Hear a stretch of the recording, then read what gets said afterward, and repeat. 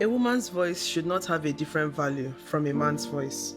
Human beings should have their own voices.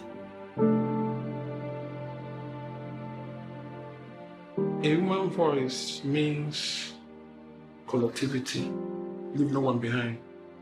Human voice also means protection. Human voice means power.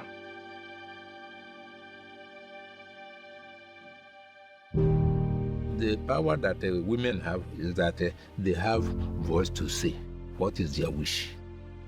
So, a woman's voice cannot be silenced.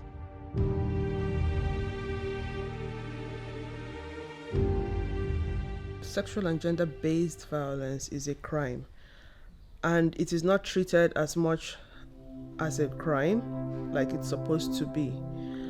And so we continue doing the advocacies to ensure that everywhere they manifest, in whatever the form, whether it's rape, it's verbal sexual abuse, it's treated as a crime. In addition to it being treated as a crime, it needs to be treated as an emergency. So far, those are things that have not been well done.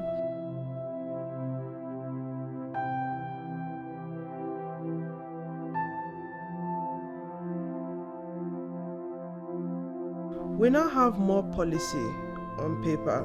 There's the National Gender Policy at play, and it's been domesticated across board in several places at state levels, and we're trying to get major institutions to have gender policies in tandem with the National Gender Policy, which would, try to bring participation of women within those systems to a minimum of at least 35% affirmative action. But we're not saying that's effectively in use. While we don't have a hold of or full control of the elective positions, there's full control of appointive positions, and the principles regarding appointments should be that the provisions of the National Gender Policy be respected. Thus far, it's not respected. So many states do not have women in substantive positions. They have commissioners, and they would omit women, and then they use the women to fill up the blank spaces at unimportant roles or roles that cannot give maximum impact, but they use the men for the ones that are thought to be weighty. So the National Gender Policy is one. Gender and Equal Opportunities Bill is still a dream.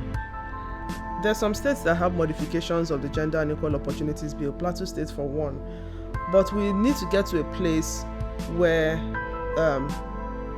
the entire country is in sync with the provisions of the Gender and Equal Opportunities Bill. It's important for all states to domesticate the Violence Against Persons Prohibition Act, and while doing so, not let it lose its ingredients.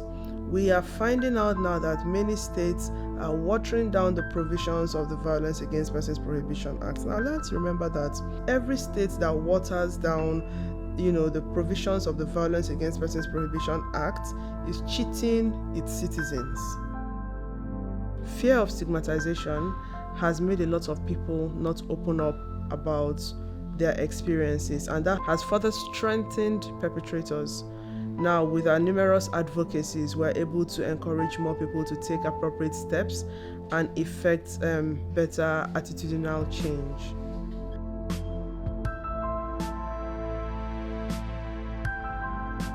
The stories of the gender disparity in Nigeria have been told, but I do not think they've been told enough.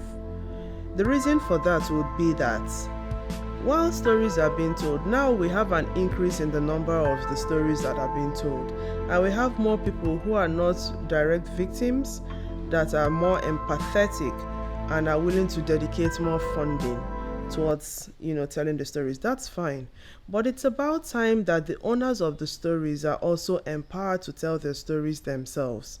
And so we need to empower victims more to be able to tell stories. We've had people empower those who are interested in walking along the lines of telling stories of survivors, but we need to have funding that is deliberately targeted at survivors to help them tell their stories. There's one thing it does when survivors tell their stories themselves. It increases the believability that when you take action as a victim, it is possible for you to get needed support to help you translate into becoming a survivor. It also gives more credibility to the different narratives of what actually it is like being a survivor of sexual or gender-based violence.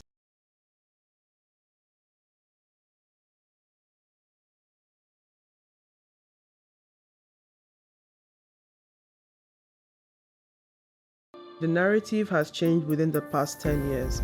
A lot of progress has been made. There are more policies, there are more deliberate efforts, there are increased efforts at strengthening women's networks, and that's a step in the very right direction. But there's a lot of room for improvement.